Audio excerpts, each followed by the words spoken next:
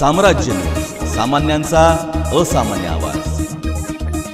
Republican party of India व Republican अल्पसंख्याक विभाग सोलापूरच्या वतीने माता सावित्रीबाई फुले यांची जयंती साजरी करण्यात आली। महिला आघाडीच्या नसरीन शेख, अरुणा सरवदे, कविता ससाणे, मधु फाळके, अनिता कांबळे यांच्या हस्ते पुष्पहार अर्पण करण्यात येऊन अभिवादन करण्यात आले।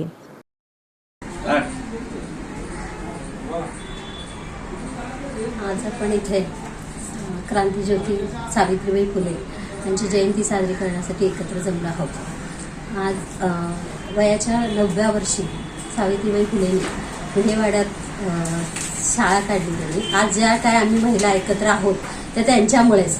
आज जे आम्ही बाहेर फिरतो ते सगळ्या बायकांची मुलींची शाळा काढली वयाच्या 9व्या वर्षात किंवा 11व्या वर्षात। आपल्याला काहीही कळत नव्हतं, तर अशा वेळेस अशा वयात आपण काय करत होतो माहित नाही आपल्याला, पण त्या म्हणजे समाजाची त्यांना एक ओढ होती आणि त्यांच्या म्हणजे महात्मा ज्योतिबा फुलेंनी स्वतः पहिलं म्हणजे त्यांच्या पत्नीला शिकवलं आणि नंतर समाज हे केला आणि पहिली शाळा त्यांनी पुण्यामध्ये काढली।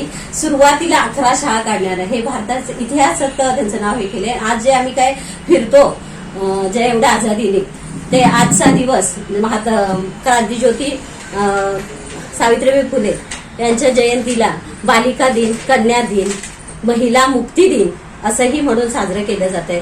आणि सगळ्या ज्या महिला आम्ही एकत्र आलोय आणि आता आम्हाला इथून पुढं या पक्षामधून आम्हाला ते कार्य करायचंय, त्यांचा वसा पुढे घेऊन जायचंय। ह्या जयंत्या साजऱ्या करण्याच्या मागचं कारणच आहे की एकत्र या, तुम्ही कुठल्याही संकटाला घाबरू नका। त्यांच्यावर कितीतरी चिखलफेक झाली, कितीतरी, आणि कुठलंही कार्य करताना आडवे लोक येतातच, तर त्यांना त्यातनं मार्ग काढला आणि आज आम्ही स्वच्छंदपणे फिरू शकतोय प्रत्येक महिला आणि प्रत्येक क्षेत्रात, अगदी तलाटेपासून जे पार राष्ट्रपतीपर्यंत या माऊलीच्या ह्याच्यामुळे आम्ही आज इथपर्यंत आलोय आणि शिक्षणाची एक नवीन वाट मिळाली आम्हाला आणि आम्ही कार्यरत झालो आजपर्यंत।